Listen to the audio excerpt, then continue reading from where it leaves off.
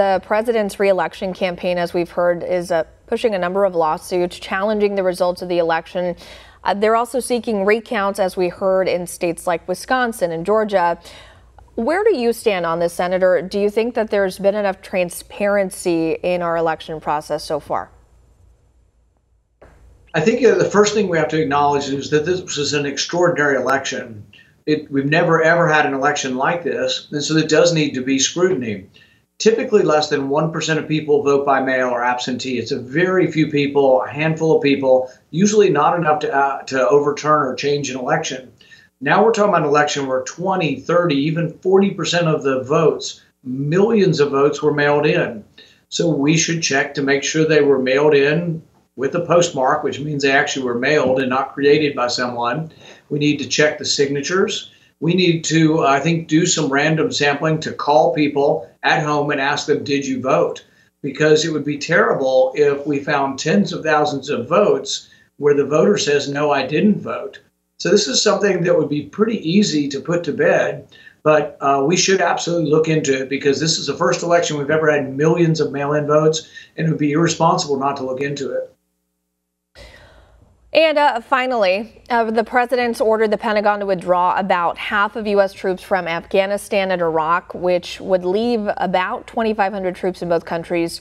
Your fellow Kentucky Senator, Majority Leader Mitch McConnell, said that doing so at this point would be on par with President Obama's drawdown of troops in Iraq, which saw the surge of ISIS in the Middle East. Do you agree with McConnell that we could potentially see a terrorist resurgence if a drawdown happens too quickly? No, and I disagree with the analysis on ISIS. I think ISIS arose because we deposed Saddam Hussein, we created chaos, a power vacuum, and a weak government, and we also were in the process of trying to depose Assad in Syria, so there was chaos and civil war there. And ISIS occurred along the border and largely in Syria, but maybe in Syria and Iraq, but in these lawless areas where there was no government. I don't think it had anything to do with our troops. I think our troops and our mission in Afghanistan was to get those who attacked us on 9/11 and anybody who helped them.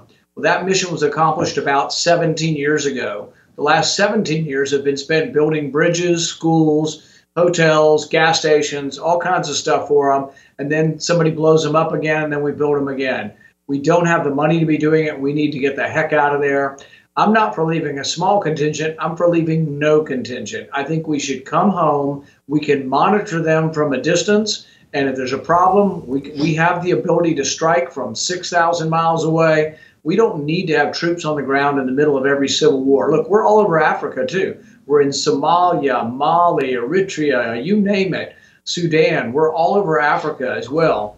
But no, leaving the troops there I don't think makes us safer. I think the troops there become a tripwire to terrorists who say, if I kill an American, maybe I can get something going. So Americans are targets and not necessarily, I think, keeping the peace, but become targets for terrorists. I wouldn't have them there. The Iraqi government's voted to have us leave. I think we should take them on our word and we should leave. But the whole Iraq war was a mistake because it now has Iraq more aligned with Iran. It has emboldened and made Iran stronger. So there's a lot of reasons why we should reconsider these ill-considered foreign adventures. All right. Kentucky Senator Rand Paul taking the time to weigh in on a number of issues. Thanks so much for your time. We appreciate it. Thanks, Jennifer. Want to see more videos like this? Visit OANN.com for immediate access to all the clips you've been waiting to see.